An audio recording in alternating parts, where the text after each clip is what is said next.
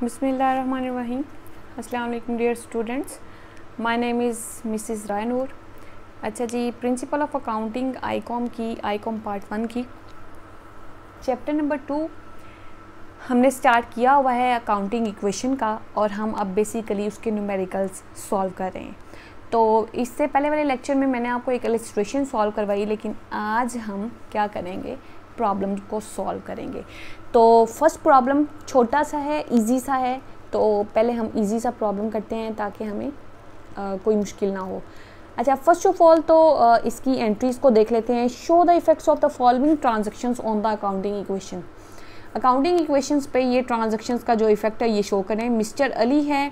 अब सबसे पहले तो मैंने आपको कहा था कि आपने क्वेश्चंस के ऊपर देखना है कि हमने ऑनर का नाम लिखना है। सबसे पहले मैंने आपको लास्ट वाले लेक्चर में भी बताया है, मिस्टर अली है ऑनर, और इसकी जो स्टेटमेंट है वो हमने बनानी है अकाउंटिंग इक्वेशन की।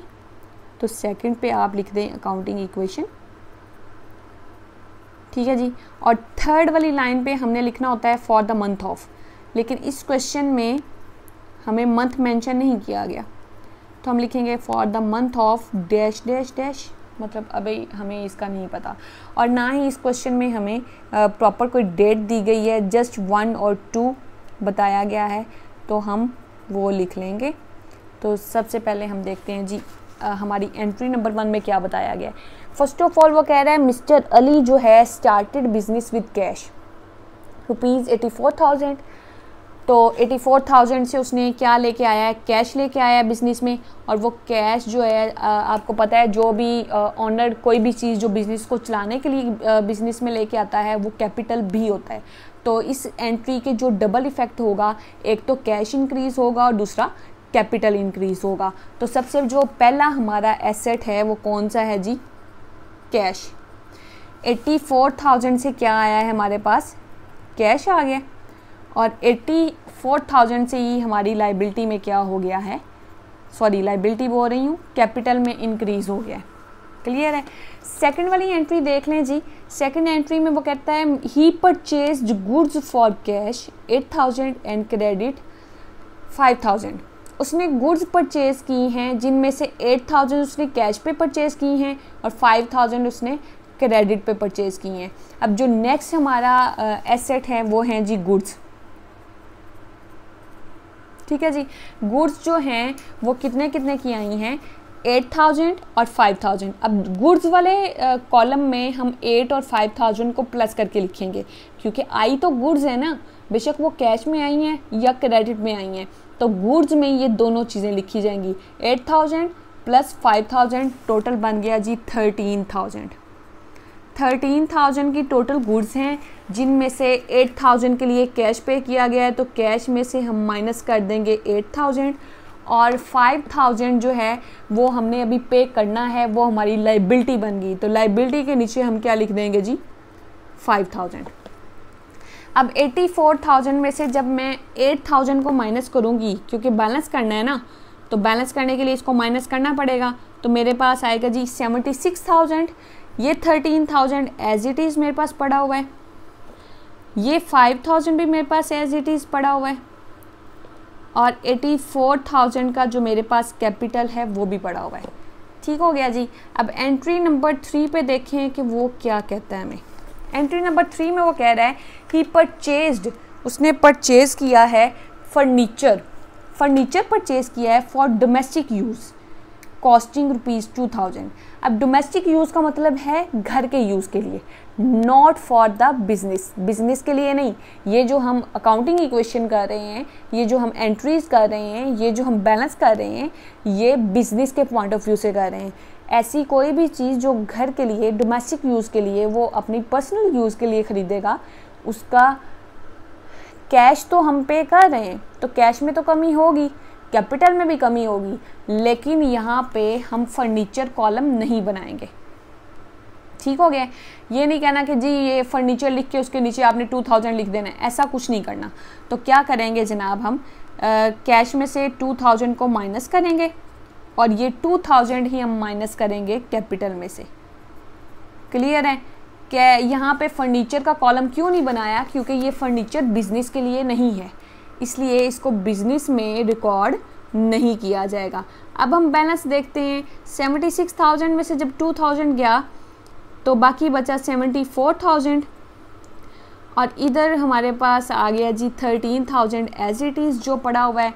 इधर हमारे पास आ गया 5,000 की लाइबिलिटी भी वैसे की वैसी पड़ी हुई है। 84,000 का कैपिटल था, 2,000 में से माइनस किया तो मेरा बच गया जनाब 82,000। ठीक है जी। अब इसके बाद हम देखेंगे एंट्री नंबर 4 के एंट्री नंबर 4 में क्या होगा। अब वो कहते हैं जनाब एंट्री नंबर 4 देखें, ही सोल्ड गुड्स, उसने चीज़ों को बेचा है कैश पे 3,000 का। अब चीज़ें बेची हैं कैश पे, ठीक है जी, तो कैश में इंक्रीज़ कितना होगा 3,000 से, लेकिन उसकी कॉस्ट कितनी थी 1,800। चीज़ें 1,800 की थी, हमने उसको 3,000 पे सेल आउट किया है, मतलब हमारा यहाँ पे प्रॉफिट बनता है। क्लियर है, प्रॉफिट बनता है 1,200 से। तो क्या करेंगे, सबसे पहले गुड्स में से माइनस करेंगे, कितने से, गुड्स में से माइनस होगा 1,800, कैश में ऐड होगा 3,000 और जो इन दोनों का डिफरेंस है 1,200 वो कैपिटल में ऐड हो जाएगा क्योंकि वो हमारा क्या है, प्रॉफिट है। तो 74,000 में जब हमने 3,000 को प्लस किया तो ये बना 77,000। 13,000 में से जब हमने 1,800 को माइनस करना है, 13,000 माइनस 1,800, तो ये मेरे पास बैलेंस आएगा 11,200। ठीक है जी।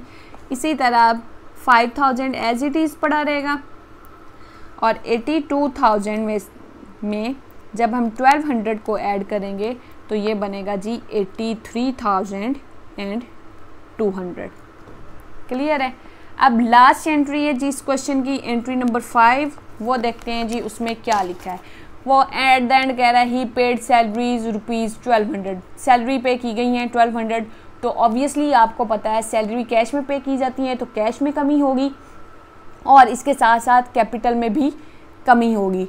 तो कैश में से हम माइनस करेंगे 1,200 और इसी तरह कैपिटल में से भी माइनस करेंगे 1,200।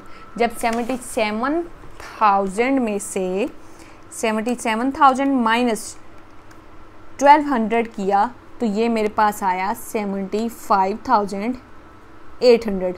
ये बैलेंस है हमारा। इसके साथ 11,200 की हमारे पास गुड्स पड़ी हैं पहले की, इसके साथ जी 5,000 का हमारा क्रेडिटर्स भी पड़े हुए हैं। इसके बाद 83,200 में से जब मैं 1,200 पूरा निकालूंगी तो ये बच जाएगा बाकी 82,000। अच्छा जी, क्वेश्चन तो हो गया है हमारा कंप्लीट। अब क्वेश्चन के एंड पे उसने आंसर दिया हुआ है 87,000। अब ये 87,000 का मतलब ये है कि टोटल जो एसेट्स हैं वो भी 87,000 के बनने चाहिए और टोटल जो लाइबिलिटीज़ प्लस ऑनर इक्विटी है ये भी 87,000 की ही बननी चाहिए। तो हम नेक्स्ट पेज पे इसको सॉल्व करते हैं। मैं यहाँ पे लिखूँगी जी टोटल एसेट्स जैसे लास्ट क्वेश्चन में किया था is equal to liabilities plus equity means owner equity. ठीक है जी। अब टोटल एसेट्स देखते हैं हम अपना, देखिएगा लास्ट पे बैलेंस चेक करें। टोटल एसेट्स 75,800 प्लस 11,200, तो ये टोटल बैलेंस ये देख लें जी आ गया है हमारे पास 87,000। तो हमारे एसेट्स जो हैं वो कितने के पड़े हुए हैं हमारे पास 87,000 के। इसी तरह लाइबिलिटीज़ हमारे पास हैं जी 5,000 की और इक्विटी पड़ी हुई है 82,000 की। ठीक है। अब ये एज इट इज़ 75,000 हमारे पास हैं। जब इन दोनों को प्लस किया तो ऑब्वियसली ये भी कितना आएगा 87,000 बोलना था। अच्छा, तो ये दोनों साइड्स क्या हो गई, इक्वल हो गई। तो इसका मतलब है ये हमारा क्वेश्चन क्या है जी, बिल्कुल ठीक है, ये आंसर है। नेक्स्ट वीडियो तक के लिए अपना बहुत ज़्यादा ख्याल रखिएगा। मज़ीद हम क्वेश्चन सॉल्व करेंगे। फ़ी अमान अल्लाह, अल्लाह हाफिज़।